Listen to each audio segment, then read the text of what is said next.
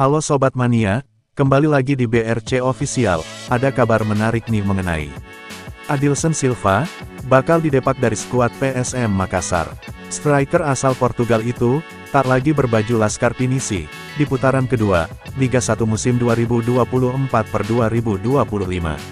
Sinyal Adilson meninggalkan Juku Eja, sudah tercium di 2 laga terakhir. Pemain nomor punggung 9 itu, tak ada dalam daftar susunan pemain, dibawa oleh sang pelatih, Bernardo Tavares. Padahal, ia dalam keadaan bugar, selama masa persiapan Laskar Pinisi, di 2 laga terakhir. Justru, Bernardo Tavares lebih memilih membawa penyerang muda, Muhammad Arham Darmawan, sebagai pelapis Nermin Haljeta. Kini, penyerang jangkung itu, tinggal menunggu waktu, diumumkan secara resmi, tak lagi perkuat PSM Makassar. Adilson Silva dan PSM Makassar, disinyalir menyudahi kerja sama lebih cepat.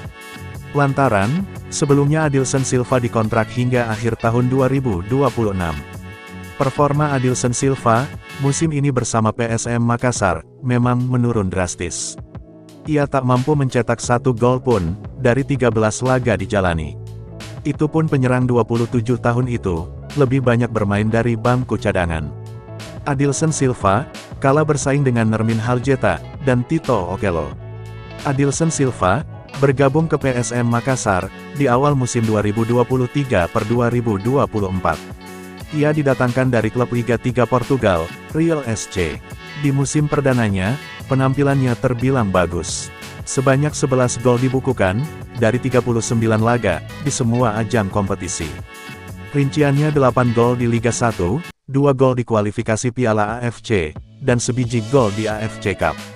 PSM Makassar, memastikan ada evaluasi pasca putaran pertama, Liga 1 2024-2025. Kemungkinan besar, akan ada perubahan komposisi pemain, dalam skuad PSM Makassar. Pemain minim kontribusi, dan tidak menunjukkan perkembangan, bisa saja didepak. Evaluasi akan dilakukan, setelah laga terakhir putaran pertama, melawan Persita Tangerang pada Minggu, tanggal 29 Desember tahun 2024. PSM Makassar hingga pekan 16, Liga 1 musim ini, memang masih tampil angin-anginan.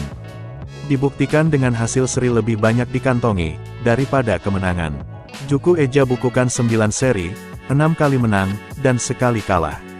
Tim besutan Bernardo Tavares pun, kini berada di peringkat 4, dengan 27 poin.